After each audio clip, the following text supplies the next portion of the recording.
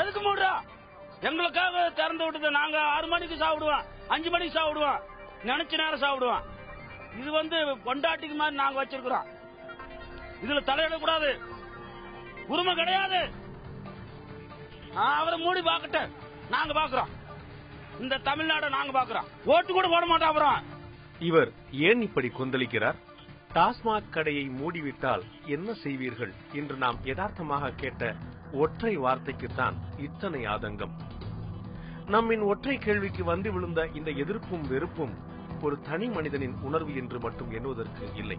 தமிழகத்தில் உள்ள லட்சக்கணக்கான குடிமகன்களின் ஆதங்க குரலின் அடையாளமும் இதுதான்.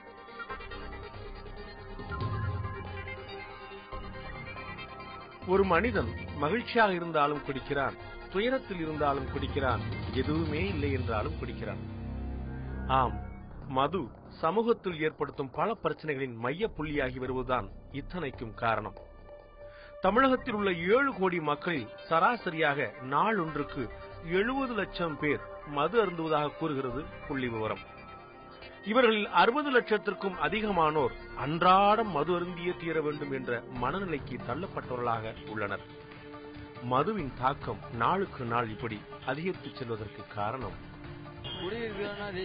பொழுதுபோக்கு குடிக்கிறோம், அவ்வளவுதான். இப்போ லவ் பண்ணீங்கன்னா ஒருத்தரை லவ் பண்ணி ஒருத்தரை கல்யாணம் பண்ணிக்குவாங்க. இப்ப லவ் பண்றவங்க ஒருத்தரை கல்யாணம் பண்ண மாட்டாங்க, 10 பேரை பாக்குறாங்க. அப்ப நாம என்ன பண்ண முடியும்? வீதிக்கு வீதி, சந்துக்கு சந்து என வியாபித்து இருக்கும் மதுபான கடைகள் தான் என்றே கூறப்படுகிறது. தமிழகத்தில் உள்ள மதுபான கடைகளின் எண்ணிக்கை 6000ஐயும் தாண்டுகிறது. இதில் 36,000 பேர் பணியாற்றுகின்றனர். 41 கிடங்குகளின் மூலம் இருப்பு வைக்கப்பட்டு விநியோகம் செய்யப்பட்டு வருகிறது. இது மட்டுமல்ல, தமிழக அரசிற்கு எந்த துறையிலும் கிடைக்காத வருமானத்தை அள்ளி கொடுக்கும் கற்பக விருட்சமாகவும் அட்சய பாத்திரமாகவும் இது திகழ்கிறது. 2012 மற்றும் 2013 ஆண்டில் மட்டும் மதுவினால் 21,680 கோடி ரூபாய் அரசுக்கு வருமானம் கிடைத்துள்ளது. 2003 அரசு நேரடியாக கொள்முதல் செய்து விற்பனை செய்ய ஆரம்பித்த போது விற்பனை கிட்டத்தட்ட 6,800 கோடியிலிருந்து 10,000 கோடிக்குள் தான் இருந்தது. இன்று 25,000 கோடி விற்பனை எட்டி இருக்கிறது. நாளொன்றுக்கு சராசரியாக ஒரு நாளைக்கு 70 கோடி ரூபாய்க்கு விற்பனை ஆகிறது என்றால் தமிழகத்தில் கிட்டத்தட்ட ஒரு 70 லட்சம் பேர் ஒரு நாளைக்கு மது அருந்துகிறார்கள். இதுல பொதுமக்கள் வாடிக்கையாளர்கள் கடைகளுக்கு விரும்பிய சரக்கு கேட்கும் போது அந்த சரக்கு கொடுக்கலன்னா அவங்களுடைய கோபங்கள் அதுல பணியாற்றக்கூடிய பணியாளர்கள் மீது நேரடியாக திணிக்கப்படுகிறது. மது அருந்துவதற்கு முன்பாக சாதாரணமாக இருக்கக்கூடிய வாடிக்கையாளர்கள் மது அருந்திய பிறகு அவர்களுடைய தாக்கம் எல்லையற்று இருக்கிறது. அவருடைய கோபங்கள், ஏச்சுக்கள், பேச்சுக்கள் இதை தாங்கக்கூடிய அளவுக்கு பணியாளர்கள் மீது தான் அந்த நேரடியான தாக்குதல் நடைபெறுகிறது. பல இடங்களில் இந்த கோப தாக்குதல் அடிதடிகளாகவும் பாட்டில் எடுத்து பணியாளர்கள் மீது தாக்குதலாகவும் நடைபெற்றிருக்கிறது. உயிரிழப்பு சம்பவங்கள் கூட ஏற்பட்டிருக்கிறது. சமீபத்தில் காஞ்சிபுரம் மாவட்டத்தில் வரிசையில் நின்று கொண்டிருந்த ஒரு வாடிக்கையாளர் கேட்டவுடன் சரக்கு கிடைக்கவில்லை என்று கொடுக்கவில்லை, அடுத்தவருக்கு கொடுத்து விட்டார் என்ற கோபத்தில் வீச்செறிவாலை எடுத்து கையை வெட்டினார். அவர் உடனடியாக ஸ்டான்லி ஹாஸ்பிட்டல் மருத்துவமனையில் சேர்த்து அவருடைய கை துண்டிக்கப்பட வேண்டியது காப்பாற்றப்பட்டது. இப்படி எல்லையற்ற கோபங்களை தாங்கக்கூடிய சூழ்நிலையில் பணிபுரிந்து கொண்டிருக்கிறார். ஒரு நாளைக்கு எனக்கு குறைஞ்சது ஒரு 60 பெட்டி லிக்கரும் பீர் ஒரு 60 பெட்டி 120 பெட்டி விற்கும். இப்போ அமௌண்ட் பாத்தீங்கன்னா 3 lakhs, இந்த கடை 3 lakhs 3.5 lakhs கூட விற்கும். சில சனி ஞாயிறுனா 4 லட்சம் ரூபாய் வரைக்கும் விற்கும். அரசுக்கு டாஸ்மாக் கடைகள் ஒரு வகையில் பொருளாதார ரீதியிலான பலமாக இருந்தாலும் மது விலக்கு வேண்டும் என்று தமிழகத்தில் எதிர்ப்பு குரல்கள் எழாமல் இல்லை. கள்ளச்சாராயம் ஒழிக்கப்பட்டுள்ளது, கள்ள மது சந்தைகள் தடுக்கப்பட்டுள்ளன, மது மாஃபியாக்களுக்கு முற்றுப்புள்ளி வைக்கப்பட்டுவிட்டது. மது கொள்கை பற்றி அரசு சொல்லும் நியாயங்கள் தான் இவை.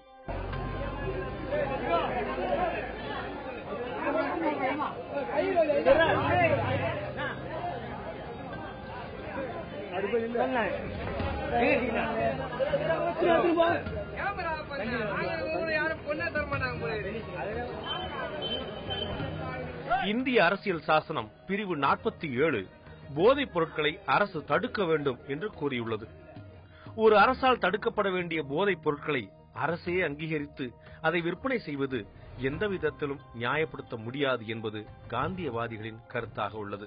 ஒரு நாட்டை ஆளுகின்ற அரசனே மது விற்பனை செய்யக்கூடியவனாக, மது தயாரிக்க மது ஆலைகளை நடத்துபவனாக இருக்கின்ற போது அந்த நாட்டினுடைய எதிர்காலம், அந்த மக்களுடைய நிலை என்னவாக இருக்கும்?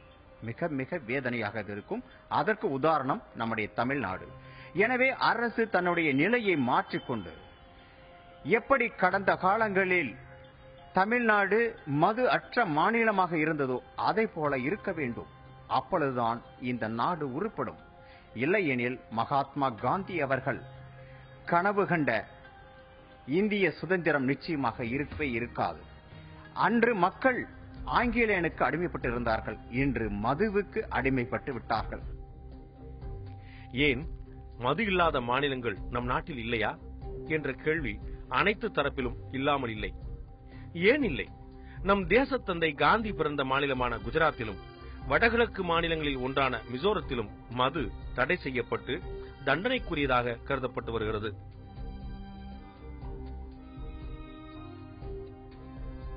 மது என்பது மனிதனை மனிதத்தன்மையில் இருந்து விலங்குத்தன்மைக்கு மாற்றுகிறது.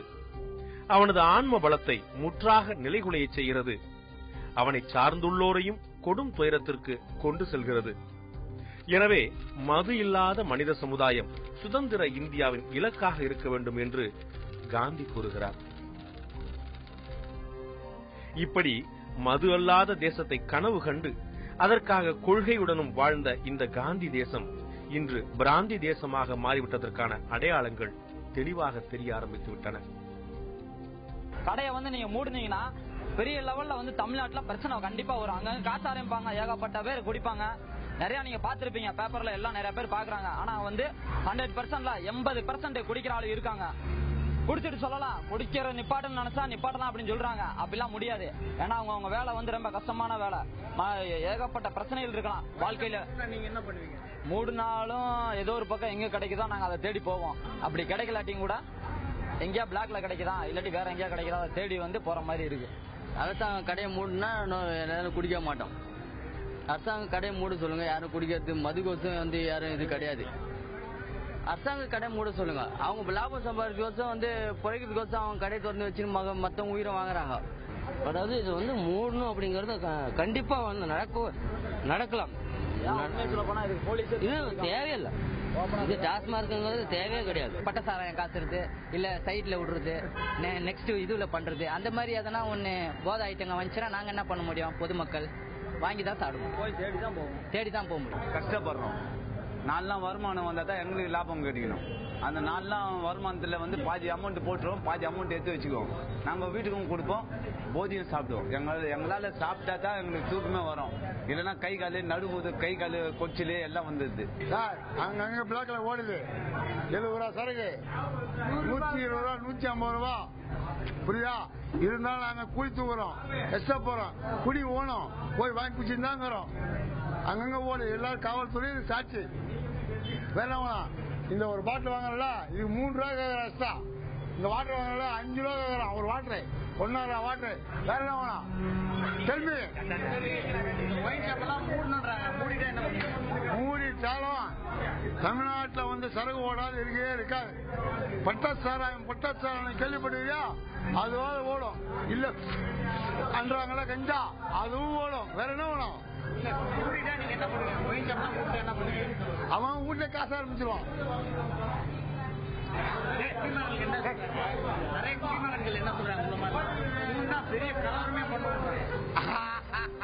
அது நடக்காது. எந்த நாட்டிலும் அது நடக்காது. ஒருவன் குடிமகன், அத்தனை பேர் குடிமகனா? சொல்லுங்கள். நீங்க என்ன பண்ணுங்க? தனிப்பட்ட முடியவில்லையா? செல்வேன் ஆந்திரா, இல்லையா கேரளா, அங்கே பாண்டிச்சேரி, அங்கிருந்து வாங்கி கொண்டு வீட்டுக்குள்ளே மதுன்றது ஒரு 3 நாள் கிடையாது, ஓபன் பண்ணா முடியாது, அது மூணா முடியாது. ஓபனா சொல்றான்ல வேலைக்கு ஆகுது, அது வந்து ஓபனா சொல்லிடுறேன். அது வந்து நீங்க வந்து கம்மியா ரேட்ல பண்ணிட்டீங்கன்னா இல்லன்னா மொத்தமா சீல் பண்ணிடுங்க. எல்லாத்துலயும் பழகியாச்சு. ஆமா, எல்லோரும் பழகியாச்சு. பழகியாச்சு என்ன ஆகுது, அப்ப வந்து அவன் இப்ப ஸ்டாப் பண்ணிட்டீங்கன்னா, அவன் ஸ்டாப் பண்ணிட்டே அப்படின்னா வீடு வீடு காய்ச்ச ஆரம்பிச்சிருவான். இளைஞர் காய்ச்சுவான், சிறு வயது பசங்க காய்ச்சுவான். இப்போ கொஞ்சம் இருக்கு பிளீஸ். இப்ப சின்ன பசங்க, நான் என்னுடைய பேரனே எடுத்துக்க, சின்ன பசங்க நேற்று காலேஜ் போயிட்டு வந்தோடனே அவன் நைட்டு வர்ற, ஏன்டா இப்படி வர்ற அப்படின்னா சும்மா பீர் ஷர்ட் பார்த்தேன். அவர்கள் பார்த்து தாத்தங்க சொல்லு, பீர் ஷர்ட் பார்த்தேன், பீர் அல்ல கடைக்கு அடிச்சிருக்கிறான், பீர் ஷர்ட் பார்த்தேன். இதெல்லாம் மாணவர்களை பழக்குவதே இந்த அரசாங்கம் தான், வேற யாரும் கிடையாது. நீ கொண்டு வந்து தப்பு, வேண்டானா வேண்டாம், அதுக்கு நிதி ஒதுக்குறா வாங்கிக்கோ, காசு ஒதுக்குறா வாங்கிக்கோ, அதை வச்சுட்டு போவேன். ஆனா குடிச்சு ஏகமா எல்லாரும் குடிச்சு பழகிட்டாங்க. எல்லாருமே நானே குடிச்சவர் ஆகுது, குடிச்சா அமைதியா போகணும். ஒருக்கு போயிட்டு வா. குடிப்பேன் நான், என்ன அம்பா இருக்கு, குடிப்பேன்.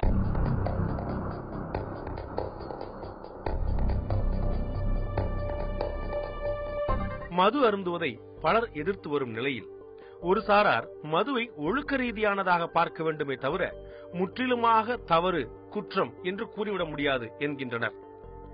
அதற்கு அவர்கள் சொல்லும் கருத்து சற்று வித்தியாசமானதாகவே உள்ளது. உலகம் தோன்றிய காலம் முதல் மனித சமூகத்தின் பழக்கங்களில் ஒன்றாக மது இருந்து வந்துள்ளது.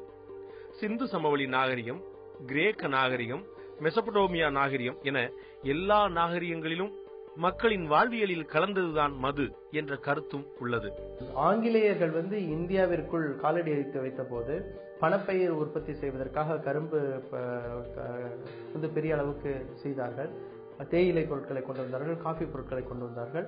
அதுபோக மது ஆலைகளை உருவாக்கி சீமை சரக்கை கொண்டு வந்து இந்தியாவில் விற்பனை செய்தார்கள். அதற்காக பல்வேறு கட்டுப்பாடுகளை கொண்டு வந்தார்கள். அது வந்து மது என்பது விற்பனைக்கான ஒரு பொருள், மது என்பது வருமானத்திற்கான ஒரு பொருள், ஒரு சுரண்டலுக்கான ஒரு பொருளாக மாறியது என்பது வெள்ளைக்காரர்கள் காலத்தில். அவர்கள் இங்கிலாந்து ராணிக்கு வேணுங்கிற பணத்தை பல்வேறு விதங்களில் சுரண்டி கொண்டு போகும்போது இந்த சாராயத்தையும் இந்தியாவில் சீமை சாராயத்தையும் கொண்டு வந்து அதன் மூலமாக அவங்க வந்து டாக்ஸ் எடுத்து, எக்ஸைஸ் எடுத்து, அது மூலமாக வருமானத்தை ஈட்டிக் கொண்டிருந்தார்கள். அதுதான் தவறான விஷயம். அன்றைக்கு தான் நமக்கு வந்து மது என்பது ஒரு சாதாரண ஒரு சமூகத்தோட ஒரு பழக்கமாக இல்லாமல் அது சுரண்டலுக்கான ஒரு பிரச்சனையாக மாறியது என்பது ஆங்கிலேயர் காலத்தில் தான். அதையே இன்றைக்கு இந்தியாவில் உள்ள எல்லா மாநில அரசுகளும் தொடர்ந்து கொண்டு அந்த ஆங்கிலேயர் செய்த சுரண்டலை இன்றைக்கு மிகப்பெரிய அளவுக்கு விரிவுபடுத்தி இருக்கிறார்கள். அதில் வந்து உலகமயமாக்கப்பட்ட சந்தையில் இன்றைக்கு வெளிநாட்டு சரக்குகள் எல்லாம் வந்திருக்கின்றன. இந்தியாவில் உள்ள சாராய ஆலைகளும் வந்து இதை வந்து ஒரு வருமானத்திற்கான விஷயமாக பார்க்கின்றார்கள். ஆக இப்படிப்பட்ட இது வந்து கிட்டத்தட்ட ஒரு மாஃபியா போன்று இன்றைக்கு உருவாகி இருக்கிறது. இதுதான் மிக பெரிய ஒரு பயங்கரவாதமாக இன்றைக்கு பார்க்க வேண்டும். மதுவுக்கு எதிர்ப்பு, ஆதரவு என்ற இருவேறு கருத்துக்கள் இருந்தாலும் இதோ இங்கே சில குடிமகன்கள் தங்களை மறந்து மதுவில் மயங்கும் நிலையை பாருங்கள்.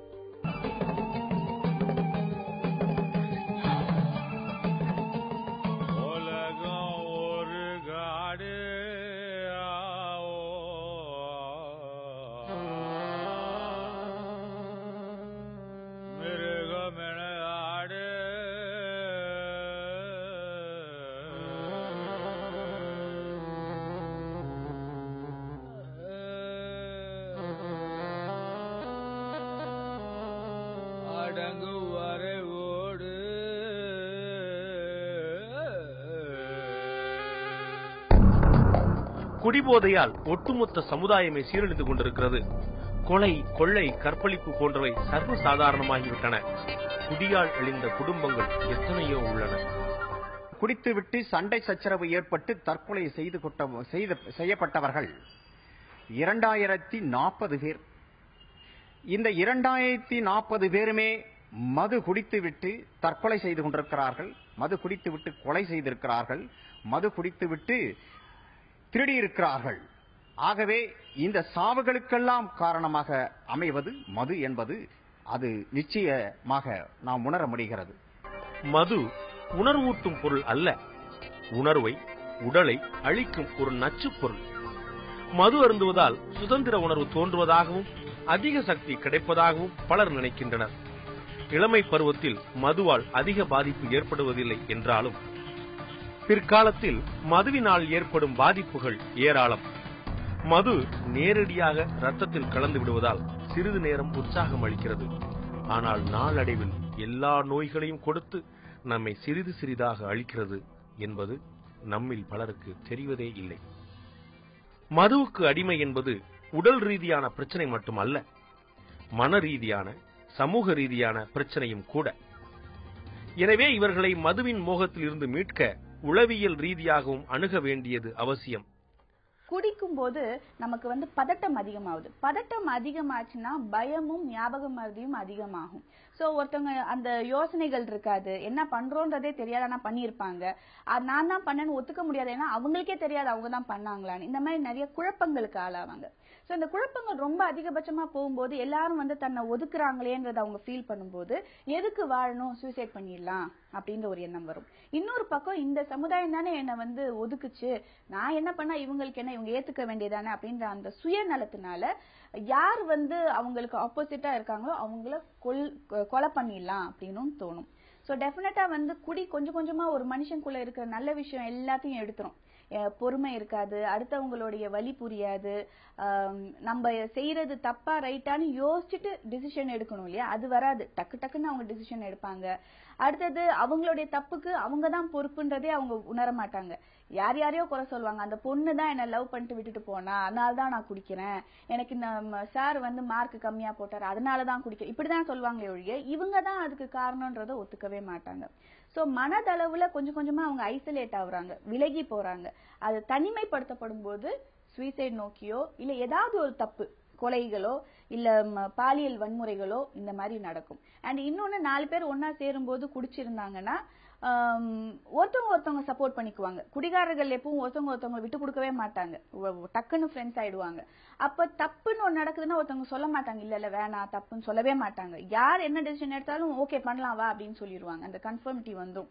அதனால குடியினால அவங்களே இழந்துடுறாங்க. ஒரு மனிதன் அவனுடைய அறிவையும் அவனுடைய மனநிலையையும் இழந்துடுறான். ஏழை கூலி தொழிலாளர்கள், கடின உழைப்பாளர்கள், கவலைப்படுகிறவர்கள், நிம்மதி இழந்தவர்கள் ஆகியவர்களே அதிகம் மது அருந்துவதாக புள்ளி விவரங்கள் கூறுகின்றன. சந்தோஷத்திற்காக குடிக்க ஆரம்பித்தவர்கள் பிறகு மதுவிற்கு அடிமையாகி விடுவதோடு குடும்பத்தையும் துயரத்தில் ஆழ்த்தி விடுகின்றனர். குடினால குடி கெடுதுன்றதுனால ஆம்பளைங்க கொஞ்சம் குடிய கட்டுமானப்படுத்தினாங்கன்னா குடும்பம் நல்லா இருக்கும். குழந்தைங்களுக்கு ஃபீஸ் கட்டணும், இப்ப படிக்க வைக்கணும்ன்ற கனவு நிறைய பேருக்கு இருக்கு. அதை செய்யற அளவுக்கு பொருளாதாரத்துல நம்மளுக்கு காசு வேணும். அந்த காசு கிடைக்காததுனால இவங்க முக்காவாசி இப்படியே குடிச்சிட்டாங்கன்னா பாதி குடும்பங்க அழியுது. அது ஏன்னா நாங்களாம் கண்ணாலே பாத்துருக்கோம். ஒரு குழந்தைங்களுக்கு சாப்பாடு போட முடியல, பொண்டாட்டிங்க வீட்டு வேலைக்கு செஞ்சு போய் அது பொழைச்சா கூட அதை வச்சு ஆம்பளைங்க அதை பயன்படுத்தி நான் ஏன் உனக்கு தரணுன்றதுனால அவங்க குடியில தான் இருக்காங்க. அவங்க பொண்டாட்டி புள்ளியா அவங்க மறந்துட்டாங்க. ஒரு வீட்டுலதான் கண்ணுங்க அர்த்தமா புள்ளிங்க ஒழுங்கா இருக்கணும், இப்படி போங்க அப்படி பாங்கன்னு சொல்லுவாங்க. ஒரு வீட்டுல புள்ளிங்க போறதையும் கண்டுக்க மாட்டாங்க. அது எங்க சுத்துது, எத்தனை மணிக்கு வீட்டுக்கு வருது அதுவும் கிடையாது. அதுங்க எல்லா பழக்கமும் வச்சு கஞ்சா அடிக்கிறதுல இருந்து சிகரெட் பிடிக்கிறதுல இருந்து குடிக்கிறதுல இருந்து எல்லாம் பொண்ணுங்க கூட சுத்துறதுல இருந்து எல்லா பழக்கமும் வச்சுனுக்குது. அது தாய் தாப்பனும் கட்டுத்திட்டு இல்லாத இருக்குதுங்க. ஒரு வீட்டுல தான் நம்ம பிள்ளைங்களை காலாம்னா ஆதங்கத்துல ஐயோ இன்ன வரையும் காணாமன்னு தேடின்னு கிடக்குதுங்க. இதுதான் உண்மை இங்க நடக்கிறது. குடியாலன்னா சம்பாதிக்கிறது நீ ஒரு நாளைக்கு 500 ரூபாய் கூலி சம்பாதிக்கிற, 100 ரூபாய் கொண்டாந்து குடிச்சு 400 ரூபாய் கொண்டு காட்டு கடையில குடுத்துட்டு வந்தா குடும்பம் எப்படி வளங்க? குடி புத்தியில தான் குடும்பம் அழிஞ்சு போகுது. அப்புறம் எங்க குடுக்குறாங்க? எங்களுக்கு சாப்பாடு கஷ்டமா தான் இருக்குது. நாங்க என்ன பண்ணுவோம்? குடிக்கிற 100 ரூபாய்ல நாங்க பிள்ளைங்களை படிக்க வைக்க முடியுமா? சாப்பாடு செய்ய முடியுமா? 1 கிலோ அரிசி 60 ரூபாய் விக்குது. அது 40 ரூபாய் மேய்ச்சி தான் செய்ய முடியும், ஒண்ணுமே பண்ண முடியாது. கொலை மற்றும் தற்கொலை செய்பவர்களில் அதிகமானோர் மது அருந்தியவர்களே. வீடுகளில் ஏற்படும் சண்டை சச்சரவுகளுக்கும் மதுக்கடைகளில் ஏற்படும் கலகங்களுக்கும் மதுவே காரணம். நாட்டில் ஏற்படும் குற்றங்கள் 90% மது அருந்தும் போது ஏற்படும் குற்றங்களே என கண்டறியப்பட்டுள்ளது. காலையிலே பிளாக்ல கொடுத்துறாங்க சார். காலையில வேலைக்கு போறவங்கள முதல்ல கரு கொடுத்தே கத்துறாங்க சார். வீடு தேடி வந்து கொடுக்குறாங்க, வீட்டு பக்கத்துல வைக்கிறாங்க, பெண் கடை கிட்ட வச்சுட்டு வைக்கிறாங்க. காந்தி ஜெயந்தினால கடையை மூட பண்ணுறாங்க. நீ இல்லப்பா எப்படி ஊந்திருக்கான் மண்டி ஒரு ரத்தம் ஊற்றின்னு இருக்கான். அவன் இது முக்காவாசி இது குடியாத இனிமே வருத்து. குடி இல்லைன்னா மக்கள் சந்தோஷமா இருப்பாங்க. அங்க சண்டை குடியால சண்டை முக்காவாசி சண்டை இருக்கும். இந்த குடியன்னா சண்டை எதுவும் நடக்காம இருக்கும், எல்லாம் அமைதியா இருப்பாங்க, ஏரியாவது சந்தோஷமா இருக்கும். இனி எப்போதும் மதுவை தொடுவதில்லை என ஒவ்வொரு முறை குடிக்கும் போதும் சத்தியம் செய்யும் வார்த்தை போல மனநிலையும் மாறிக்கொண்டே இருக்கிறது. கோபமும் அதைத் தொடர்ந்து அழுகையும் உடனே வெடிச்சிரிப்பும் சிறிதும் வெட்கமின்றி வெளிப்படுத்துவது தனக்காகவோ அல்லது குடிவெறியால் மற்றவர்களுக்கு விளையும் தொல்லைகளுக்காகவோ சிறிதும் கவலைப்படாமல் இருப்பது, இதுவே இவர்களின் இழிநிலை. எளிதில் திருத்த முடியாத உலக பிரச்சனையாக மாறி மனிதனை மெல்ல மெல்ல குடிக்கும் மதுவை ஒழிக்க குடிநோயாளிகள் காலத்தை, மதுவால் ஏற்படும் கோலத்தை ஒரு கணம் நினைத்து பார்த்து மன உறுதியோடு முயற்சி செய்தால் இந்நோயில் இருந்து மீள முடியும். அதற்கு முன் ஒரு நிமிடம் இவரின் குரலை கேளுங்க. நீ மூடுற, நான் திறக்கிறேன், நீ இதெல்லாம் எதுக்காக பேசணும்? குடிச்சு பழகிது சார். நான் குடிக்கல சார், தூக்கு போட்டு செத்து போயிருவேன். நமக்கு கை கால் நட்டுங்குது, இப்பவே ஆடுது. நான் என்ன செய்ய முடியும்? நானு காலையில் எந்திரிச்சு 6 மணிக்கே பீடி வச்சு வைக்கும் போது இப்படிங்கிற, தீப்பெட்டி வரைக்கும் போது இப்படிங்கிற, என்ன செய்ய? கொஞ்சம் உள்ள போனா